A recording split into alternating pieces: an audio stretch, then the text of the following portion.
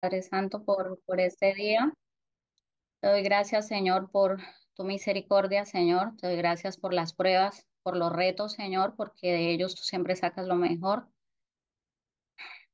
Me pongo en tus manos, Señor, en este momento, Señor. Pongo en tus manos, Señor, a mis hermanos, a todas las personas, Señor, que puedan estar viendo este video, Señor. Te pido, Dios Todopoderoso, que seas tú hablándonos, Señor, y tocando nuestros corazones, Señor, como siempre, Señor, como tú siempre lo haces, Señor.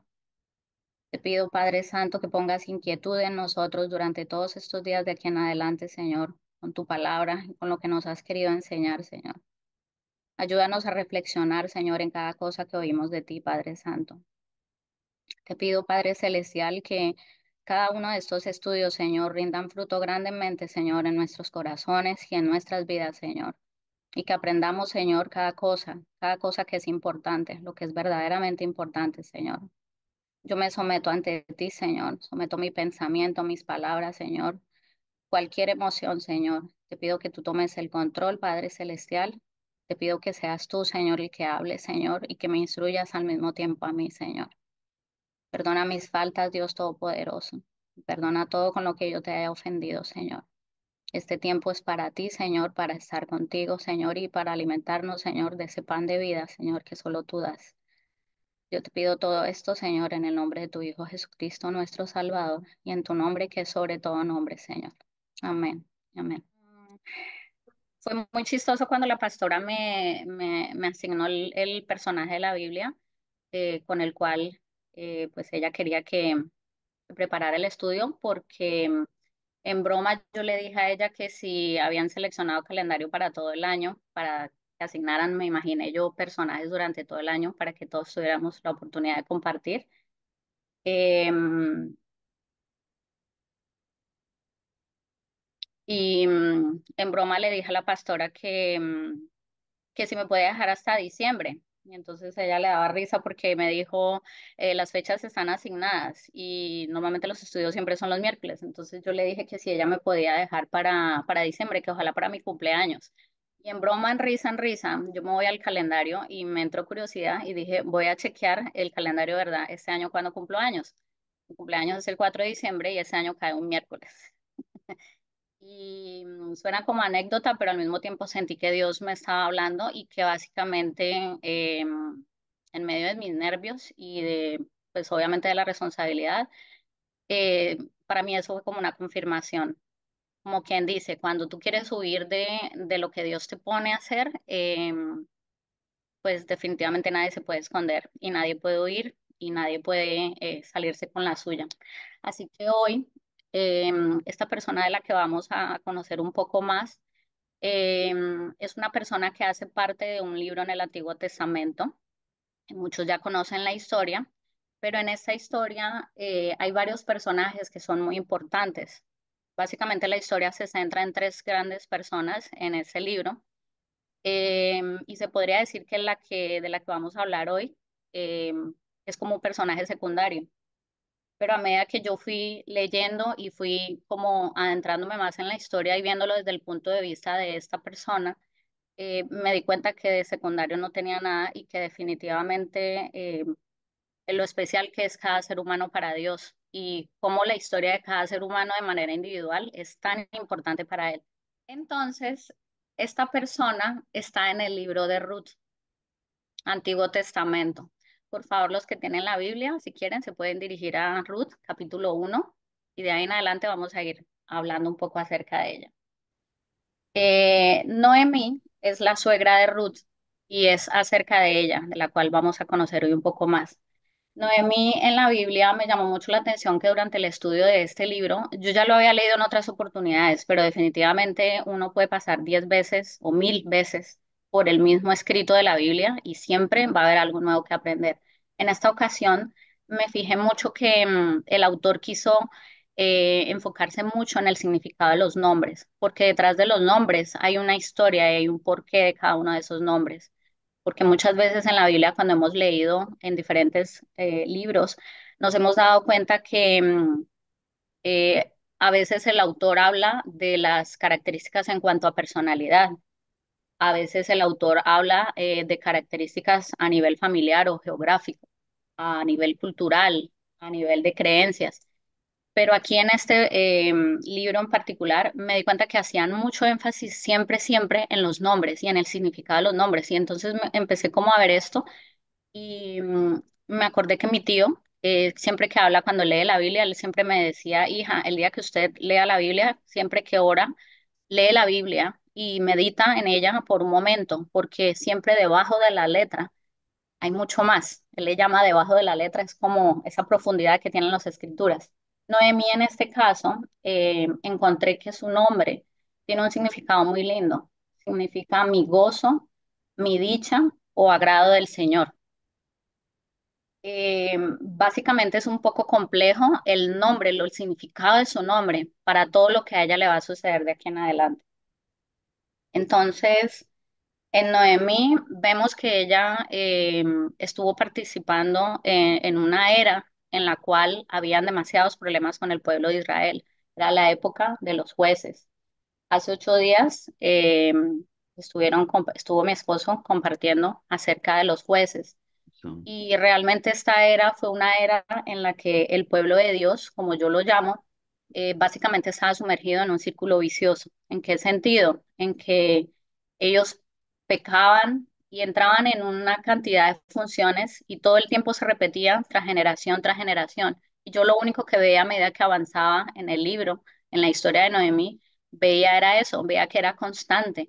Y me ponía a pensar en nuestra época, año 2024, que básicamente cualquier parecido con la realidad no es ninguna coincidencia, sino que así es como somos hoy en día también, en donde constantemente las personas viven ofendiendo a Dios y como dicen en Colombia, pecan, rezan y empatan, pecan, rezan y empatan. Entonces, básicamente, a Noemí le tocó vivir en esa época, pero en esa época había una eh, gran inclinación hacia el pecado de una manera muy fuerte, sobre todo con el tema de la idolatría, que es una de las cosas que más Dios aborrece. Entonces, en el círculo podemos observar qué pasa con el pueblo de Dios. Inicialmente pecaban, luego, a raíz del pecado, empezaban a sufrir, a pagar consecuencias, a padecer, porque todos sabemos que el pecado siempre lleva a algo, ¿no? A una consecuencia. Después el pueblo de algún modo tenía arrepentimiento, clamaban a Dios, pedían misericordia y entonces Dios enviaba un juez y los liberaba. ¿Por qué? Porque así es nuestro Padre, porque Él siempre tiene misericordia de nosotros y porque Él siempre deja que hagamos, hagamos y al final el Señor está ahí.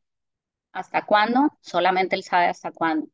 Pero a Noemí le tocó vivir en esa época con su familia y obviamente ustedes saben que cuando uno está en una era en donde hay tanta contaminación, es demasiado difícil no salir contaminado. Por más de que nosotros seamos apartados para el Señor y por más de que nosotros en nuestras vidas, en nuestros corazones, eh, queramos hacer las cosas bien, es muy difícil vivir en ese constante roce con todas estas circunstancias que nos rodean a nivel social, a nivel laboral, a nivel personal y todo. Entonces yo analizaba que a ellos no les tocó nada fácil. Entonces, ¿qué pasa con Noemí? Noemí era una mujer que venía del pueblo de Dios, era una mujer que conocía las leyes, era una mujer que tenía muy cerca relativamente el tiempo de la liberación del pueblo de Israel desde Egipto, es decir, no habían siglos de distancia tantos como los tenemos hoy en día, es decir, que para ella la historia de la liberación del pueblo de Israel y de sus ancestros era una historia que estaba muy fresca en su mente, en su vida, en sus creencias, en su día a día y más en el pueblo de Israel. Entonces, eh, yo me ponía a pensar y yo decía, a veces, yo no sé si ustedes recuerdan cuando uno era pequeño, que uno siempre la mamá le dice a uno que está bien y que está mal, pero cuando uno es pequeño, uno lo olvida muy rápido y constantemente la mamá a uno o el papá siempre te está recordando, hijo o hija, no hagas esto porque te puede pasar esto o lo otro.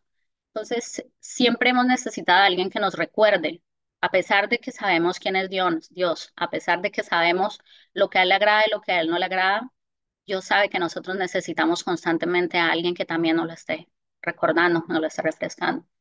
Entonces, ¿qué pasaba en la época de los jueces donde le tocó vivir a Noemí y a su familia? Ellos tenían las leyes, pero Noemí no tenía el Nuevo Testamento. Y Noemí no conocía el final de la historia, como lo conocemos nosotros. Tampoco tenían esos líderes espirituales fuertes en esa época como di tú, Moisés, como un Josué, como estos líderes que históricamente sabemos que todo el tiempo se encargaban de recordarle al pueblo de Dios cuáles eran las leyes. Cuando se estaban tratando de desviar hacia otros caminos, venían los profetas, hablaban y le decían al pueblo, recuerda que de tu Jehová tu Dios dice esto, recuerda que Jehová Dios dice que esto le agrada o que esto no le agrada. Pero yo veo que en la época de los jueces eso no lo había. Era solamente cuando el pueblo clamaba a Dios y pedía misericordia, era cuando el Señor se compadecía y el Señor enviaba a un juez por un tiempo. Y durante ese tiempo el pueblo se arrepentía, de algún modo pienso yo que volvían otra vez como a refrescar todo eso que ellos tenían en su mente y en su corazón y volvían otra vez a ser fieles, pero duraba muy poco y volvían nuevamente en pecado y por eso hablaba yo de un círculo vicioso. Entonces, ¿qué pasa? Noemí tenía en su mente y en su corazón, igual que su familia, las leyes y obviamente ellos conocían que en la antigüedad, cuando Dios entregó las leyes, Él les recordó qué beneficios traían ser parte del pueblo de Dios y obviamente qué ocurría si se mantenían fieles. Así como bien hay un premio cuando somos obedientes, también hay un castigo cuando somos desobedientes. Y básicamente ellos se regían por esas leyes.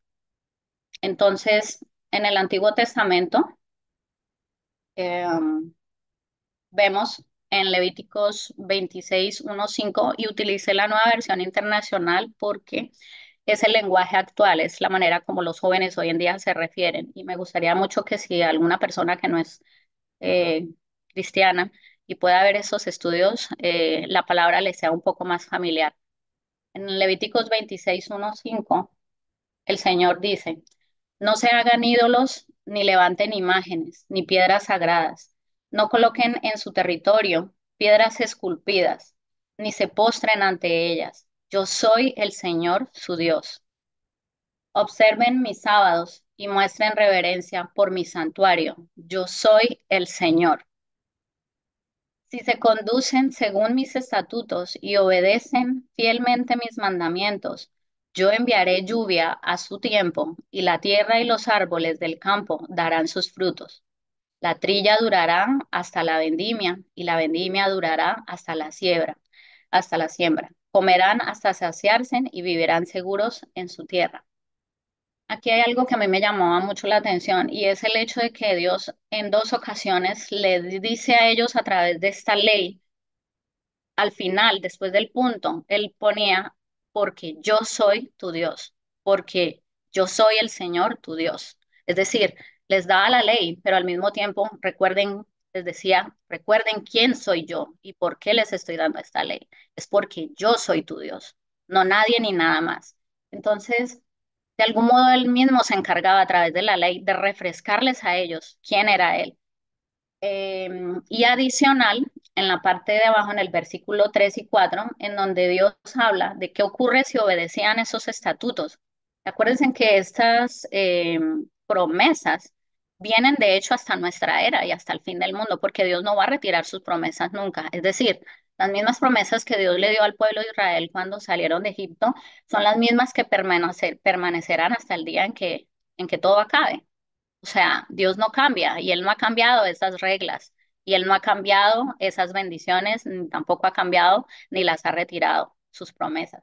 O sea que esto lo aplicamos para nuestra era. Y Él dice, si ustedes se conducen según mis estatutos y obedecen fielmente mis mandamientos, yo enviaré lluvia a su tiempo y la tierra y los árboles del campo darán su fruto. Y aquí en el versículo 5 yo duré horas meditando en esto y dice, la trilla durará hasta la vendimia y la vendimia durará hasta la siembra. Comerán hasta saciarse y vivirán seguros en su tierra. Cuando me puse a investigar qué era la trilla, qué era la vendimia, hablaba acerca de los procesos agronómicos que sufre el trigo o cualquier tipo de cultivo de provisión. En el caso de Israel era el trigo, básicamente, la cebada con la que hacían el pan, y la vendimia va relacionada con las uvas y el producto y el proceso vinícola. Em, El proceso de siembra, para los que saben en el campo, saben que cuando se cultiva la tierra, la tierra, la gente del campo la cultiva por ejemplo, por trimestres o por semestres. Es decir, que en el año hay unas etapas que sufre la tierra por la cual estos cultivos pasan un proceso. Entonces, en este versículo yo noté que Dios hablaba en un orden en ese ciclo. Y básicamente él les está reiterando de que ni un solo día iba a escasear el alimento ni la bebida. Es decir, cuando él hablaba de los tiempos y él menciona la trilla, el tiempo que dura la trilla, el tiempo que dura la vendimia y el tiempo que dura la siembra, que una cosa es cuando tú tiras la semilla y abonas la tierra y tiras la semilla y dejas que ella crezca durante determinados meses. Luego viene el tiempo de cosecha, que es cuando hay que cortar y recoger, y luego viene el tiempo de preparación de la cosecha para al final tener un producto, sea vino o sea pan. Pero todo eso ocurre durante todo un año. Y básicamente Dios dice, y va nombrando cada ciclo durante este tiempo. Y eso yo me quedé fría. O sea, cuando yo me puse a leer eso, yo decía, wow, o sea, ni un solo día, no existía un solo día en que Dios permita que sus hijos o los hijos de la promesa les escasee el alimento. Y des en cuenta que básicamente él ahí no pone excepciones, simplemente él explica el proceso y dice muy sugestivamente que todos los días iba a haber esa provisión. Y además de eso dice, comerán hasta saciarse, o sea, no contento con que además de que nos iba a proveer o le iba a proveer en su era a Noemi y a su familia, dice que además de eso vivirán, comerán hasta saciarse y vivirán seguros en la tierra. Es decir, por si alguna razón a ti te quedaron dudas de que de pronto este año, algunos meses íbamos a tener que comer, algunos días sí, algunos no, no, Dios fue muy claro y dijo que siempre iba a haber el alimento. Entonces, ¿a qué me lleva esto? Me lleva luego al otro lado, al lado opuesto. ¿Qué ocurre cuando no obedecemos a Dios? Entonces, en el Antiguo Testamento vemos referencias en varios libros de la Biblia. Yo, de algún modo, pues, escogí particularmente el libro del Deuteronomio. Eh, pero en muchos libros de la Biblia donde habla de los beneficios de la obediencia y obviamente las consecuencias de la desobediencia. Es decir, no solamente en Deuteronomio ustedes van a poder encontrar referencias acerca de eso. Pero entonces Dios te explica los dos lados. Dios te explica si quieres coger para el lado derecho, Él te dice que vas a encontrar allá. Y si quieres coger para el lado opuesto, Dios también te dice que vas a encontrar al otro lado. ¿Por qué? Porque Dios nunca nos esconde nada y porque Dios quiere ser muy claro con todo el mundo. ¿Para qué? Para que nunca al final nadie pueda decir es que tú no me dijiste eso. Entonces, yo recordaba cuando Dios le había entregado todas estas leyes a su pueblo cuando salieron de Egipto y que básicamente la esperanza del pueblo de Israel eran esas leyes, o sea, su vida eran estas leyes, en estas leyes era que se regía la sociedad en esa época. Entonces, ellos tenían más que claro qué ocurría si ellos estaban con Dios o no estaban con Dios. Entonces, en Deuteronomio 28, del versículo 15 al 20, dice el Señor.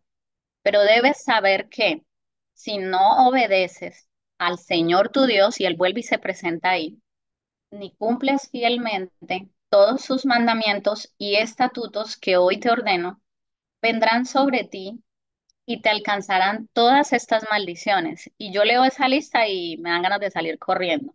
Dice, maldito serás en la ciudad y maldito en el campo.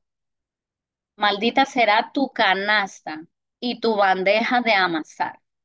Malditos serán el fruto de tu vientre, tus cosechas, los terneritos de tus manadas y los corderitos de tus rebaños.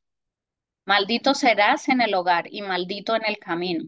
El Señor enviará contra ti maldición, confusión y reprensión en toda la obra de tus manos, hasta que en un abrir y cerrar de ojos quedes arruinado y exterminado por tu mala conducta, es decir, hasta la muerte. Exterminado es hasta la muerte, por tu mala conducta y por haberme abandonado. Mm, bueno, cuando yo empiezo a leer el libro de Ruth, tranquilos que ya vamos a entrar ahorita al libro de Ruth y vamos a empezar a leer, pero ¿por qué les quería hacer esta pequeña introducción? Porque básicamente quería que ustedes entendieran, como también lo pude ver yo, ¿Desde dónde empieza la historia de Noemí? Y la historia de Noemí no empieza desde el libro de Ruth, viene de mucho tiempo atrás y de su pueblo y de que como todas las cosas que nosotros hacemos en nuestra vida impactan todas las generaciones venideras, de que como todo lo que estamos haciendo en este año, en el año que estamos viviendo nosotros o lo que están viviendo nuestras familias, cada cosa que hacemos diariamente tiene consecuencias que van a tocar a generaciones más adelante, incluso cuando nosotros ya no estemos acá. Entonces, yo veía que desde un inicio la mano de Dios venía en su misericordia desde tiempos atrás. En la promesa Dios había mantenido su palabra siempre y lo ha hecho siempre. Y veo que en esa época, eh, vámonos un segundito al versículo 1 de Ruth y dice, Ruth capítulo 1 versículo 1. Aconteció en los días que gobernaban los jueces que hubo hambre en la tierra y un varón de Belén de Judá fue a morar en los campos de Moab, él y su mujer y sus 2 hijos. El nombre de aquel varón era Elimelech y el de su mujer Noemí, la persona que estamos hablando hoy. Y los nombres de sus hijos eran Malón y Cuelión, efrateos de Belén de Judá. Llegaron pues a los campos de Moab y se quedaron allí. Entonces, Noemí, siendo israelita, ellos vivían en Belén. Y si ustedes buscan, yo sé que los pastores y Pastor Pedro de Jesús, que tienen mucho más conocimiento en las escrituras, eh, me pueden rectificar, pero encontré que Belén en la Biblia tiene un significado y es casa de pan. Yo no sabía esto, me llamó muchísimo la atención. Yo dije, wow, qué lindo, porque yo conozco Belén por ser el lugar que Dios escogió y predeterminó para el nacimiento de nuestro Señor Jesucristo. So, además de esta historia tan hermosa, yo no sabía que Belén significaba eso, casa de pan. Y entonces yo me pongo a pensar y digo, bueno, Dios ya les había dicho a ellos qué iba a suceder si ellos se mantenían fieles a Él. ¿Qué iba a pasar con ellos? Iba a venir bendición y Dios había sido claro y había dicho que nunca les iba a faltar el alimento ni la provisión y hablaba de sus animales, de sus cultivos y hablaba inclusive del vientre, de la fertilidad, es decir, la descendencia, la procreación familiar, todo esto. Cuando yo leo el versículo 1 de Ruth, dice que en esos tiempos, además de todos los problemas sociales y además de todo el pecado que rodeaban al pueblo de Dios y en el cual el pueblo de Dios estaba sumergido, veo que había una gran escasez de alimento, que hubo una hambruna. Entonces, obviamente, cualquier persona a este punto juzgaría de pronto por qué se fueron ellos de Belén, por qué se fueron de la casa del pan a Moab. ¿Qué necesidad tenían de irse a otro lugar si Dios ya les había dicho que en la tierra donde ellos estuvieran, Dios ya les había dicho que Él nunca les iba a faltar con el pan de cada día, ¿verdad? Entonces, sería muy fácil juzgar y decir, oh, fue que ellos dudaron de su fe, fue que salieron a buscar mejor oportunidad. Todos los que estamos aquí, la gran mayoría, somos migrantes, hemos dejado nuestros países y hemos venido a esta gran nación en donde Dios nos ha abierto puertas y oportunidades a nosotros y a nuestras familias por cualquiera que sea la razón o la circunstancia por la cual hayamos llegado todos acá, porque todos sabemos que todos tenemos una historia muy diferente del motivo por el cual nos movió venirnos a esta nación. Y que no hubiera sido si no hubiera sido la voluntad de Dios, porque ustedes lo saben, si no hubiera sido la voluntad de Dios, así de sencillo como nunca nos hubiera dejado salir de nuestros países. Pero si estamos hoy en día acá, es porque esa es la voluntad de Dios y porque Dios está haciendo muchas cosas con nosotros. Pero entonces básicamente juzgar y decir ellos, ¿por qué se fueron de la casa del pan? ¿Qué necesidad tenían de irse? Oh, fue que eh, se quebrantaron en su fe, no confiaron en Dios y decidieron irse para otro lugar. Sería muy fácil juzgarlos de esta manera, ¿verdad? Y de por sí que nosotros los seres humanos tenemos gran facilidad para juzgar y creernos como Dios.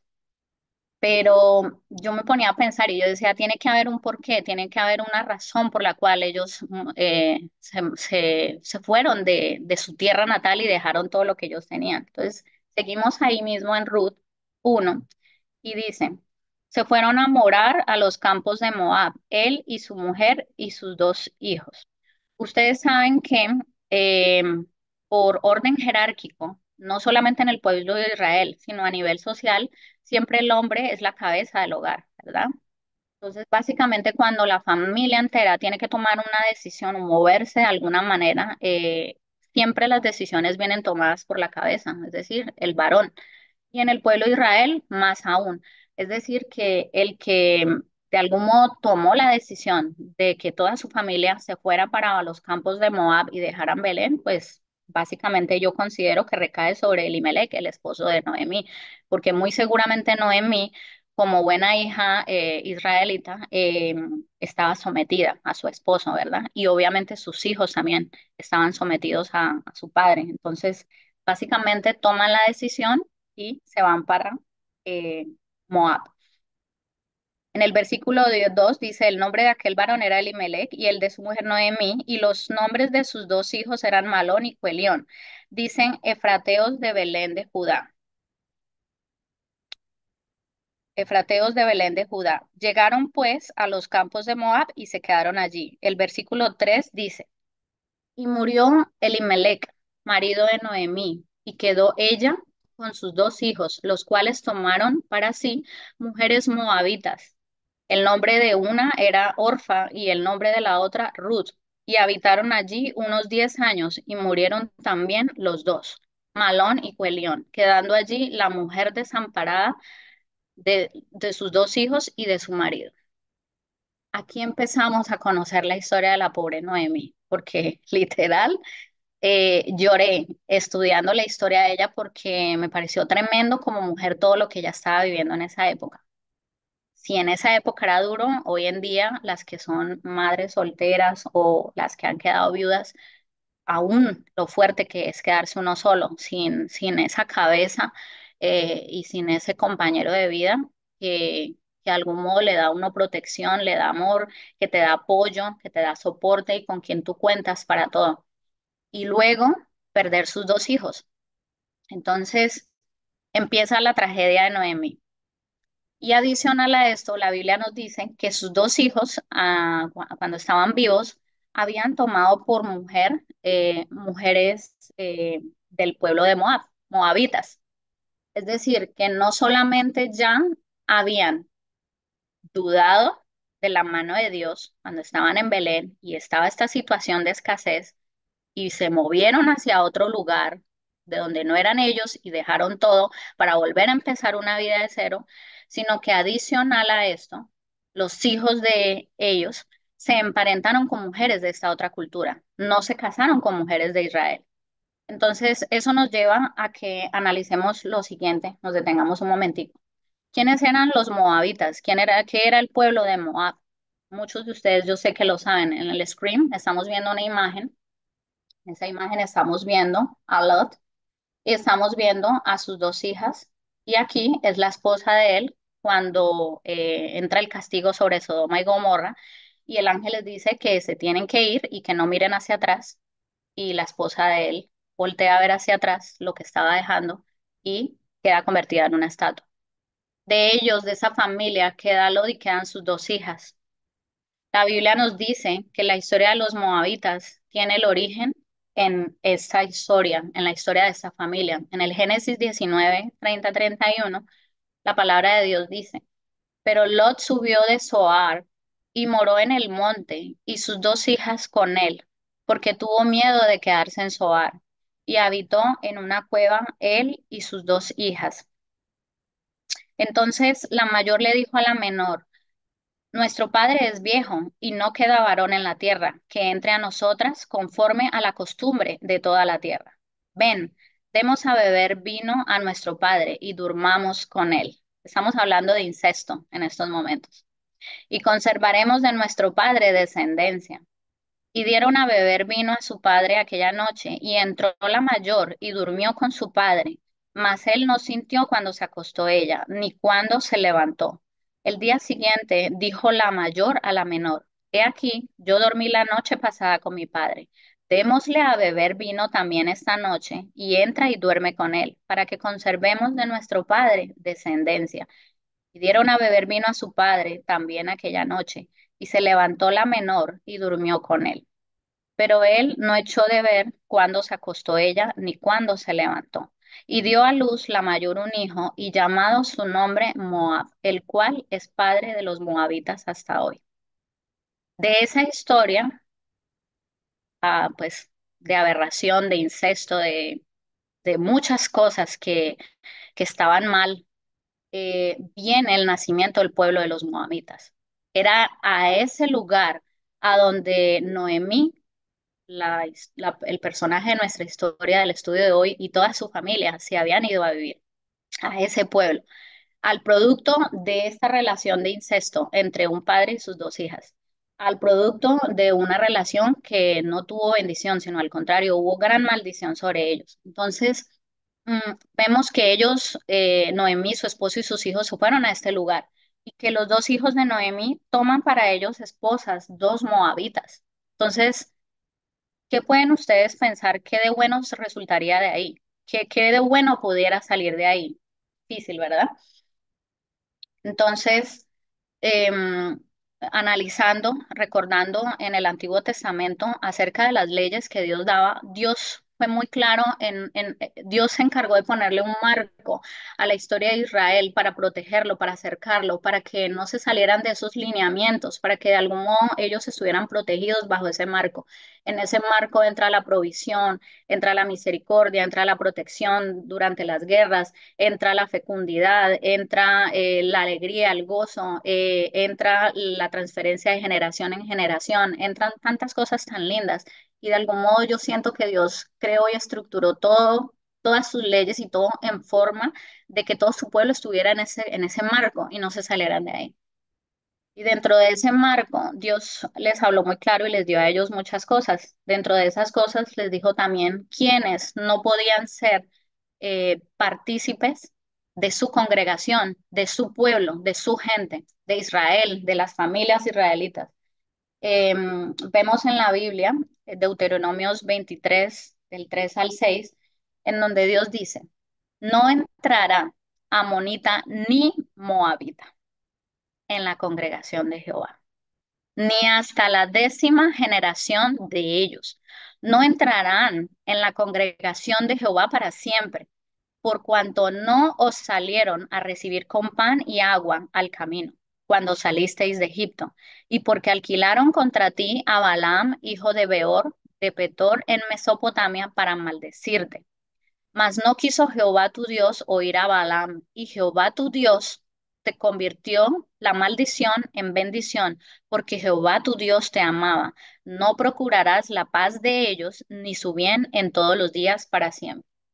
Para los que no están familiarizados con esta historia, pueden encontrar más referencias. Si quieren, pueden apuntar los versículos que les estoy poniendo, y van a la Biblia cuando termine el estudio de hoy, y van a entender cómo el pueblo moabita históricamente fue enemigo del pueblo de Israel. Es decir, desde el nacimiento de este pueblo en la historia de Lot, eh, eh, todo lo que implicaba entre los moabitas y el pueblo de Dios era una enemistad tremenda, y era un pueblo que Dios aborrecía. Por eso Dios era muy claro acá y le enmarcaba al pueblo de Israel específicamente qué no quería que ellos hicieran. Y él mencionaba esto y él hablaba, y de hecho les recordaba el por qué había enemistad entre ellos.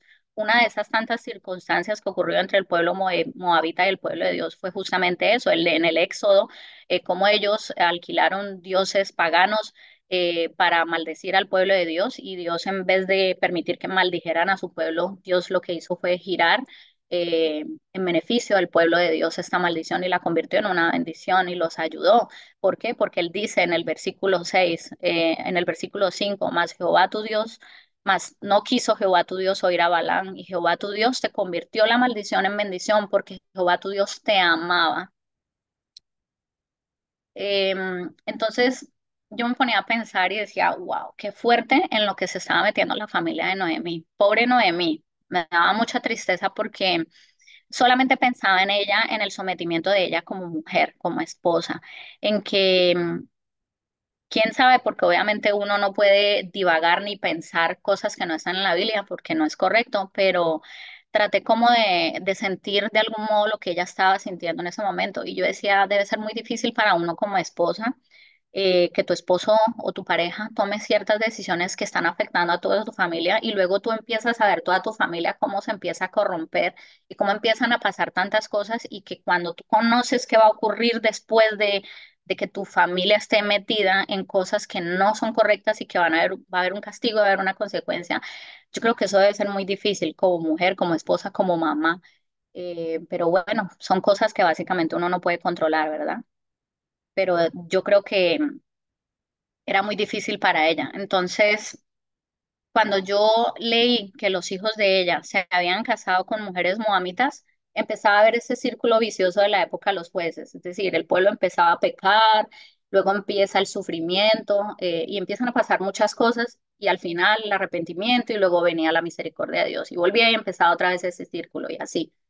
Entonces, cuando iba analizando esto y veía que además de que ellos habían dejado el pueblo de bendición, habían rechazado de algún modo la ciudad en donde Dios les había puesto como lugar de culto, en donde ellos debían juntarse para orar, en donde ellos debían celebrar sus fiestas, en donde estaban todas estas normas que Dios había establecido para que ellos fueran felices y ellos vieran, y ellos le habían dado la espalda a todo eso, es decir, a todo lo que ellos tenían ahí por una circunstancia que se llamaba hambre y que cualquier persona en una situación difícil, es muy difícil poder decir que una persona se pueda mantener firme ante una situación cuando tú no estás en los zapatos de esa persona.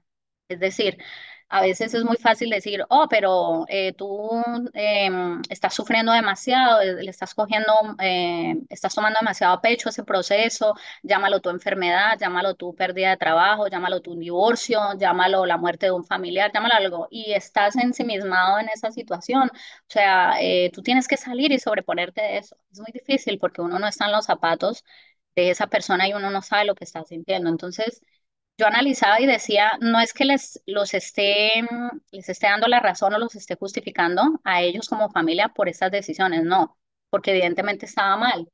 Y por eso digo que acompañaba en suspenso los pasos de Noemí, porque decía, yo creo que esto era muy difícil para ellos también hacer esto. Pero ustedes saben muy bien que Dios es muy claro y básicamente Él no nos da un punto medio a nosotros. Dios nos dice o están o no están conmigo, así de sencillo.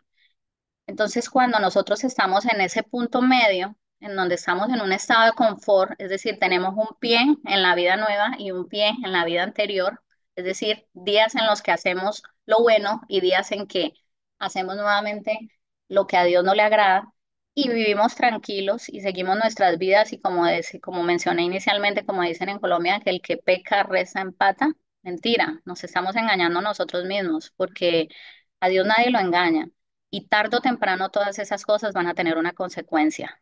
Incluso hay personas que no experimentan la consecuencia en su propia vida, sino sus hijos, sus nietos, sus nueras, sus yernos, sus hermanos. Y yo creo que eso es más difícil todavía porque si bien es difícil cuando uno lo vive en carne propia, yo creo que una de las cosas que más le duele a uno es cuando los de uno están pagando las consecuencias de los actos o de las decisiones que nosotros tomamos. Entonces, yo analizaba este recorrido que estaba haciendo en el libro de Ruth, la familia de Noemi, y hasta ahora solamente hemos llegado al verso 5, en donde vemos que el esposo muere, los hijos se casaban con unas moabitas, vivieron 10 años casados con ellas y luego ellos murieron. Entonces Noemi queda viuda y de paso las dos nuevas nueras adheridas a la familia también quedan viudas. Entonces, tres viudas. Em, Vamos a hablar un poquito acerca de los hijos de Noemí. En el versículo 3 y 4, si lo leen en sus Biblias, em, están los nombres de ellos. Uno de ellos era Malón, que el significado de este nombre en hebreo era enfermizo. Y el segundo hijo de Noemí fue Elión, el significado hebreo de su nombre era cansado. Dicen algunas personas que pues que hacen algunos teólogos que hacen referencia a esta historia, que quizás el autor quiso hacer referencia en el libro de Noemí a cada uno de los nombres en particular, porque así de alguna manera el autor estaba ya revelando lo que iba a suceder con cada uno de los personajes. En el libro de Ruth, que es en donde está la historia de Noemí y su familia, hay poetas que se han referido a este libro como la historia, eh, como a nivel de arte, a nivel artístico, como la historia corta más hermosa que han visto. ¿Por qué corta? Porque, como ustedes bien saben, el libro de Ruth es un libro muy pequeño, solamente consta de 4 capítulos. ¿Y por qué estas personas artistas, es decir, personas seculares, se refieren a la historia de la familia de Noemí y de Ruth como una historia hermosamente contada? Porque básicamente tiene la combinación de todos los elementos para hacer una obra magistral. Es decir, en esta obra podemos observar tragedia, muerte, restauración, hambruna, drama, sufrimiento, viudez y luego al final el desenvolvimiento de una historia que muchos que conocen la historia de Ruth saben que esta historia tiene un final feliz. Em, entonces, cuando leía los nombres de los hijos de Noemí y veía que los nombres de ellos ya venían con muy implícitamente un significado a lo que iba a pasar con ellos. Dicen algunos teólogos que la referencia a los nombres de ellos también era porque parece que los hijos de ellos eran físicamente débiles, enfermizos, no eran hombres corpulentos, tenían como muchos inconvenientes a nivel físico. Entonces, em, básicamente era como que sus nombres estuvieran ya dictando lo que iba a pasar con ellos. Y yo a veces digo, wow, qué fuerte esto, pero hermano, si Dios todo lo sabe y si Dios tiene un propósito de principio a fin, desde antes de que uno nazca, Dios ya sabe cómo va a ser nuestro corazón y Dios ya sabe cómo va a ser nuestro comportamiento en vida. O sea, que básicamente no hay nada que, que Dios no sepa. Entonces, me llamó mucho la atención, vamos a seguir leyendo de ahí para abajo. El versículo 6 dice, entonces se levantó con sus nueras y regresó de los campos de Moab, porque oyó en el campo de Moab que Jehová había visitado a su pueblo para darles pan. Salió pues del lugar donde había estado y con ella sus 2 nueras y comenzaron a caminar para volverse a la tierra de Judá. Aquí ya vemos que hay un giro en la historia.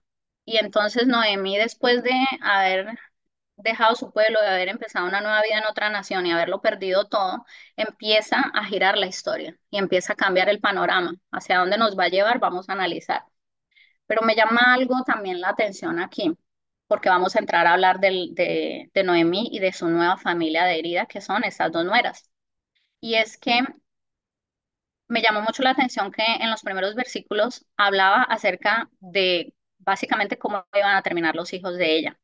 Y hablaba de que ellos estuvieron casados con estas muchachas durante 10 años y hablaba que ellos eran varones efrateos de Belén, de Judá, y hablaba del origen del nombre de lo que era Belén. Es decir, todo el tiempo el autor hablaba de qué era lo que los envolvía a ellos y qué era a lo cual ellos estaban predestinados. Entonces me puse a buscar y encontré que la tierra de Efrata, que era de donde ellos eran originarios y a donde ahora Noemí va a regresar, era una tierra al sur de Jerusalén y ese nombre también tiene un significado muy importante. Era fecundidad o abundancia. Es decir, que además de que Dios había dado el nombre a Belén como una tierra de prosperidad en donde nada iba a faltar y en donde todo iba a estar, también sobre los varones y sobre las mujeres había una bendición de fecundidad. Y vemos que cuando ellos están en Moab, estuvieron casados por 10 años y ellos no procrearon. ¿Por qué? No dice. Algunos pensarán que por el estado enfermizo o débil de los 2 hijos de Noemí, de algún modo, o por eso no pudieron procrear, o eran estériles, o lo que ustedes quieran pensar, pero eso no está en la Biblia. Es una manera de uno querer analizar e interpretar, pero ¿por qué? ¿Qué hay detrás de esto? Y lo otro, lo paradójico, era porque en Moab, como habían tanta idolatría, ellos se mofaban mucho de que tenían dioses muy poderosos de fertilidad. Es decir, que en Moab eh, ellos oraban a estos dioses y aparentemente todo el mundo era muy fértil. Pero bueno, ellos vivían en Moab, vivieron 10 años, estuvieron casados con moabitas. Supongo yo que ellas practicaban su religión, su creencia, idolatraban a sus ídolos o lo que ellos hicieran y tampoco. Y esto me muestra a mí cómo sigue moviéndose la mano de Dios magistralmente en esta historia desde principio hasta fin, porque si Dios no permitió eso, era por algo. Si Dios cerró la matriz de estas mujeres, era por algo. Si Dios le quitó los hijos a Noemí, era por algo. Había un trasfondo mucho más grande.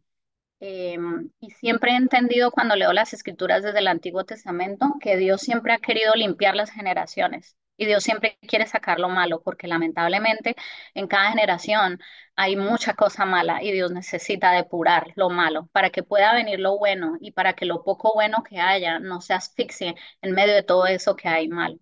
Entonces, vemos aquí en el versículo 6 que Noemí toma la decisión de regresarse a su pueblo, a Efrata, a Belén de Efrata, con sus dos nuevas nueras. Entonces, vemos que Noemí se levanta con sus nueras e inician un viaje de retorno, de regreso a la casa del pan, a la casa que habían abandonado. ¿Por qué? Porque les fue mal en Moab. Entonces, seguimos en la lectura del versículo y dice en el versículo 7 en el versículo 8, perdón. Y Noemí dijo a sus dos nueras, andad, volveos cada una a la casa de su madre. Jehová haga con vosotras misericordia, como la habéis hecho con los muertos y conmigo. Os conceda Jehová que halléis descanso, cada una en casa de su marido. Luego las besó y ellas alzaron su voz y lloraron. Es decir, que esta conversación se dio, supongo yo que en el desierto. Ellas se levantan, ella le dirá a sus nueras, regresémonos porque aquí se acabó todo, aquí no tengo nada y yo no me imagino cómo se sentiría Noemí ahora con esta responsabilidad, además de su propia vejez y de no tener nada, de haberlo perdido todo, porque ustedes saben que cuando ellas quedaban viudas, o sea, literal, quedaban casi que como en un estado de indigencia, a no ser que su esposo les hubiera dejado algún tipo de tierra o algo de lo cual ellas pudieran vivir en su vejez. Pero si no, básicamente quedaban desamparadas. Y luego adicional, ella en su vejez, preocupada por lo que iba a hacer de su vejez, tener también la responsabilidad implícita de tener dos nueras, porque ella prácticamente ahora era la líder. Entonces, supongo yo que ellas empiezan este tránsito por el desierto, estas tres viudas, rumbo a Belén, y en medio de ese desierto, Noemí de algún modo, en medio de su amargura y de su tristeza, tiene esta conversación con sus nueras y las anima para que ellas se devuelvan, porque de algún modo yo pienso que ella diría, bueno, nos regresamos ahora a Belén y todo va a ser incierto, allá no tenemos nada y es nuevamente volver a empezar de cero en mi patria y ustedes están jóvenes, regrésense para su familia y quizás ustedes van a tener una mejor oportunidad. La Biblia dice, luego las besó y ellas alzaron su voz y lloraron. En el versículo 10 dice, y le dijeron, ciertamente nosotras iremos contigo a tu pueblo.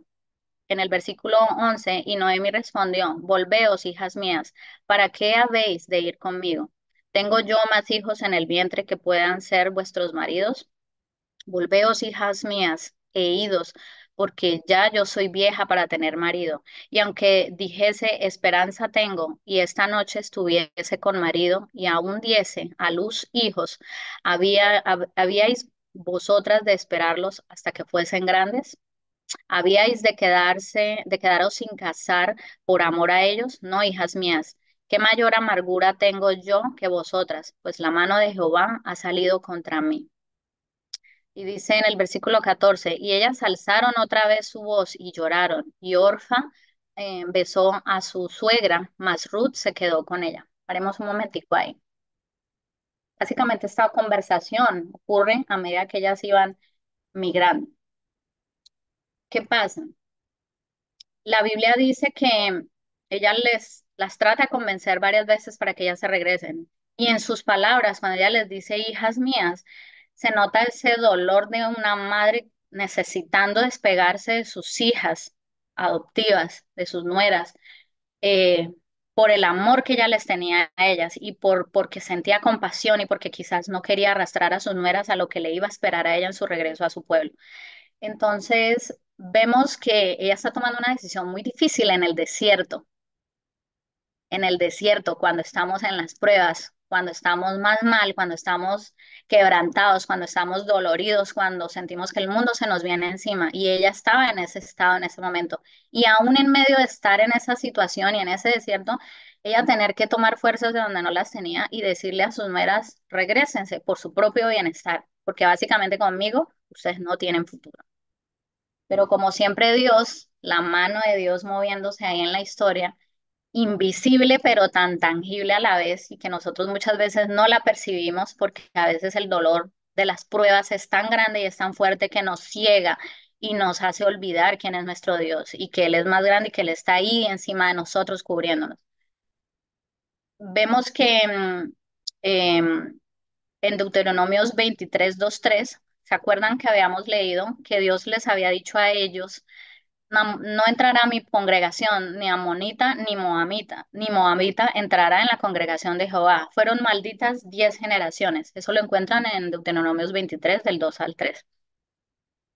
Para los que les gusta la numerología, el significado de los tiempos y toda la historia, la línea del tiempo, la genealogía dentro de la Biblia, dice que fueron malditas 10 generaciones. Según tengo entendido por referencias que busqué, comprendo que Orfa y Ruth ya eran casi que más o menos 250 años después de que vino esta maldición. Es decir, no que sobre ellos no posara la maldición, pero se podría decir de algún modo que ellas eran el remanente nuevo y limpio, un poco más limpio, o quizás con un corazón no tan pervertido como las generaciones anteriores, las cuales Dios había maldecido, que habían sido 10. Me atrevería a pensar que 250 años después, Ruth y Orfa, que eran las nuevas nueras, las nuevas hijas adoptivas o nueras de Noemí, ya vendrían siendo parte de la 11ª generación. Y ahí en ese momento yo me frené porque yo dije, wow, o sea, Dios nunca se va a contradecir, Dios nunca se va a retractar de lo que él dice o hace, es decir, Dios no se va a saltar sus propias leyes. Si Dios maldijo en el pasado 10 generaciones, era porque muy seguramente después de la 10ª generación algo bueno iba a empezar a ocurrir. Y Dios lo sabía. Y ahí fue donde yo de algún modo entendí por qué razón Dios permitió que a la familia de Noemí se adherieran estas dos muchachas. Entonces, ahí comprendo que cuando ellas iban en el desierto y Noemí conversa con ellas y les dice que se regresen a su pueblo, a Moab, en realidad yo estoy viendo el plan de Dios en la vida de estas tres mujeres. En esa conversación, cuando ella les dice, hijas mías, en el versículo 19 y 20, perdón, en el versículo del 10 al 14, al 16, en donde ella les dice que se regresen porque ella no les va a poder dar nuevos esposos, porque ustedes saben que había una ley que cuando las viudas, la mujer quedaba viuda, había una ley que hablaba de que si este varón que había fallecido tenía un hermano mayor, él podía casar con la viuda con el fin de asegurar descendencia a su hermano que había fallecido y así en las generaciones familiares. Entonces, Noemí les había advertido que ella ya estaba muy vieja y que así ella tuviera el milagro de la esposa de Moisés, ella, perdón, de Abraham, ella no iba a poderles dar a ellas hijos para que se convirtieran en esposos de ellas. Y entonces es cuando vemos la conversación en donde Orfa le da un beso, se despide y se regresa a su pueblo. Y entonces viene la conversación entre Noemi y Ruth, que era la nuera que le quedaba.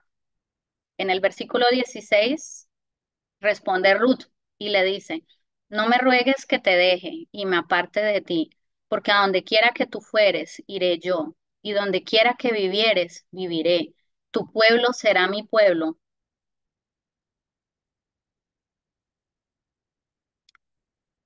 y tu Dios mi Dios.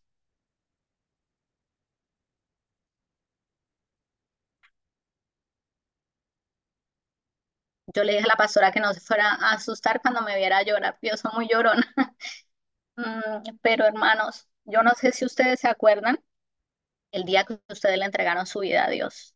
Yo no sé si ustedes se acuerdan el día que ustedes hicieron la oración de fe, lo que sintieron ese día. Yo lo tengo aquí vivo como si hubiera sido ayer, siempre lo recuerdo. Cuando yo leo esto que Ruth le dice a Noemí, básicamente lo interpreté como esa oración de fe de Ruth en el desierto y cómo básicamente a través del reflejo de una mujer israelita estaba teniendo frente a ella una oración de fe de una mujer que venía de otra generación, que adoraba a otros dioses y a otras cosas, y que básicamente ella misma rompía con todo en ese desierto y le decía, no me ruegues que te deje y me aparte de ti, es decir, no me insistas, porque no lo voy a hacer. Mm, porque a donde quiera que tú fueres, iré yo, y donde quiera que vivieres, viviré. Tu pueblo será mi pueblo, y tu Dios mi Dios. Ahí yo siento que fue el momento en el que Ruth aceptó a Dios nuestro Señor en su vida. Y Noemí estaba siendo mm, testigo ahí en ese momento de eso que ella le estaba diciendo. Y ella le dice luego en el versículo 17, donde tú murieres, moriré yo, y allí seré sepultada. Así me haga Jehová y aún me añada que solo la muerte hará separación entre nosotras dos. Y viendo Noemí que estaba tan resuelta a ir con ella, no dijo más.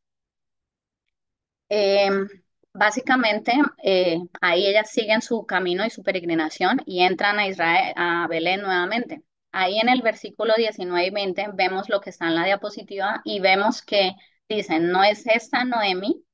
Y ella le respondía, no me llaméis Noemí, sino llamadme Mara, porque en grande amargura me ha puesto el Todopoderoso.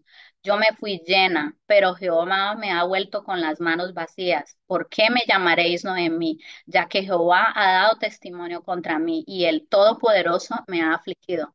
Nótese que ella nombra a Dios con dos veces con el mismo atributo, el Todopoderoso. El Dios Todopoderoso o Elohim, el Dios que provee, el Dios que alimenta, que sustenta, que provee, el Dios que cubre. Ella estaba dos veces refiriéndose a eso. Dice entre el versículo 19 y el 21, ustedes van a ver la entrada de Noemí nuevamente a la tierra donde ella salió años atrás. Se podrán imaginar el revuelo. Abajo yo puse entre comillas, hubo un gran revuelo, porque en algunas versiones dice que hubo un gran revuelo, en otras dice que hubo gran pesar, que la gente se entristeció, que la gente se sorprendió cuando las vieron llegar. Eh, y Noemi hace esta exclamación porque la gente empieza a murmurar y a hablar, quizás algunos con pesar, con tristeza por ella, eh, y otros quizás en plan de, wow, ¿qué le pasó a la mujer gozosa, a la mujer bendecida? El significado de Noemí, que se fue con su familia.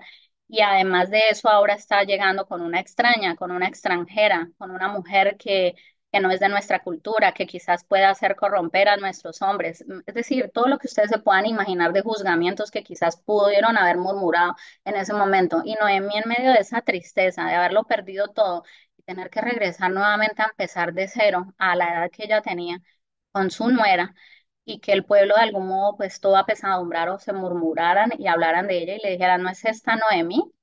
Dicen que algunos estudiosos que si hubo gran murmuración en torno a ellas es porque de algún modo Noemí gozaba de un gran prestigio en esa comunidad o su familia, es decir, tuvieron algún tipo de estatus prominente para que el pueblo causara tanto revuelo en función de ellos, porque es decir, si ellos hubieran sido una familia pues común y corriente como normalita, quizás no hubiera habido tanto revuelo, pienso yo.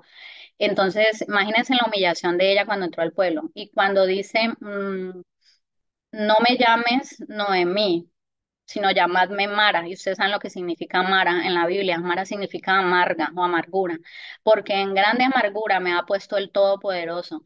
Yo me fui llena, pero Jehová me ha vuelto con las manos vacías. ¿Por qué me llamaréis Noemí, ya que Jehová ha dado testimonio contra mí y el Todopoderoso me ha afligido? Eso lo vemos en Rut 1 del 19 al 21. Entonces, básicamente, hermanos, el círculo, el marco de protección de Dios, mire ya dónde estamos llegando a la recta final. Ya aquí, yo lo único que veo es que en las exclamaciones de Noemí habían gran amargura, pero yo en realidad desde que empezó su historia, lo único que pude ver fue que lo que ella llamó como gran maldición, como que la mano de Jehová se había levantado contra ella, como lo que ella veía como un castigo por haber abandonado su pueblo y no haberle creído a Dios y haberse ido a un lugar en donde muy seguramente su creencia y todo lo en lo que ellos se fundamentaban se había pervertido. Y difícilmente era volver atrás. Y ella ve todo como malo, como nos pasa a nosotros muchas veces cuando estamos pasando por situaciones difíciles, como el enemigo nos encierra el pensamiento y solo nos hace ver lo malo y no nos deja ver la mano de Dios. Pues yo qué veo acá, yo veo que a Noemí la alcanzan las promesas de Dios desde sus antepasados y Dios vuelve nuevamente y le recuerda. Y yo veo que Dios fue quien en realidad le conservó la vida a ella, porque él pudo perfectamente haberle quitado la vida a ella, al igual que a su esposo y a sus hijos, pero Dios la conservó a ella. ¿Por qué? Por alguna razón, ¿verdad? También yo veo que Noemí no contemplaba que fue Dios quien detuvo el hambre y quien abrió el camino de regreso a casa. Tres mujeres viudas en un desierto, ¿cuántas cosas no les pudieron haber ocurrido a ellas en ese peregrinaje solas? También veo que de algún modo Noemí no analiza que fue Dios quien instó a Ruth en medio del desierto a que se quedara con ella. También yo veo que la mano de Dios, así como ella dice que estaba vacía, que la llamaran Mara porque Dios le había quitado todo y la había, eh, pues de algún modo humillado en gran manera porque la había dejado sin nada, le había quitado todo lo que a ella pertenecía. En realidad yo veo que ella está desestimando lo que Dios le había dado en este nuevo camino, en ese desierto. En ese desierto Dios le había dado una hija. Yo veo que ella sentía que sus manos estaban vacías, pero en realidad ella no analizaba que Ruth también iba a ser en el futuro su fuente de bienestar. Vemos también que ella no estimó el hecho de que Dios conservó un pariente redentor llamado Booz, y es a quien conoceremos más adelante a quien le haya correspondido este personaje. Es una historia muy linda.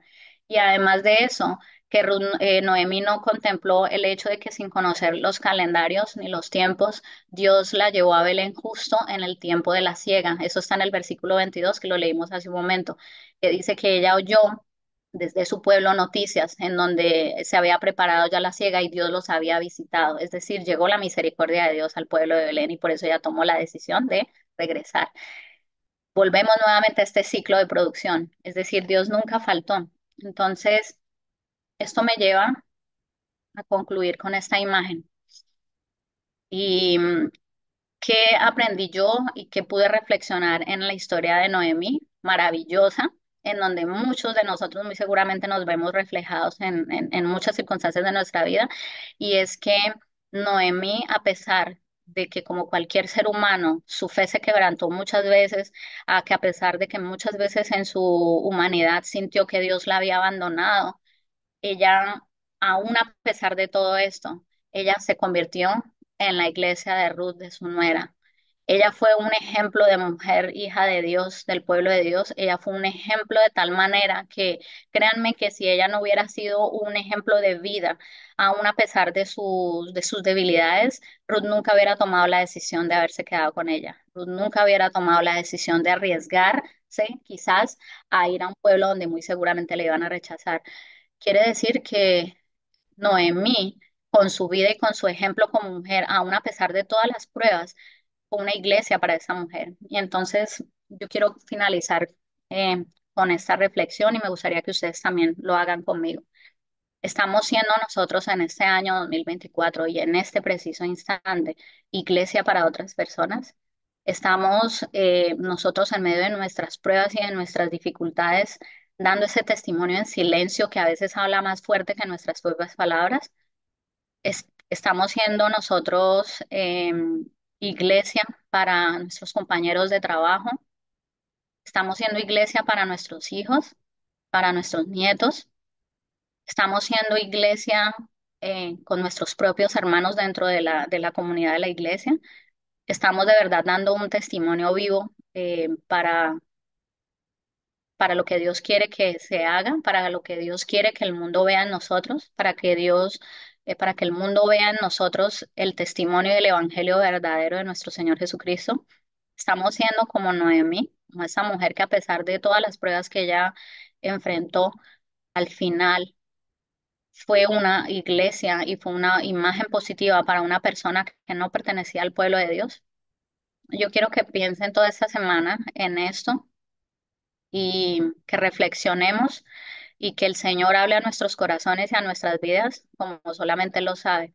Y que sea cualquier cosa que en estos momentos nos haya hecho minimizar un poco lo que es la mano de Dios y la misericordia de Dios en medio de nuestras situaciones, problemas financieros, problemas familiares, problemas laborales o cualquier circunstancia que estemos atravesando, que recordemos que Dios nunca duerme y que la mano de Dios, aunque no la veamos, siempre está ahí y que en medio del dolor Dios siempre se glorifica y que el Señor en medio de las pruebas y de las circunstancias siempre permite que nosotros pasemos por eso, porque Él tiene un propósito que no solamente va a impactar nuestras vidas, sino la vida de otras personas sin que nosotros lo sepamos. Que Dios los bendiga, hermanos. Gracias, pastores.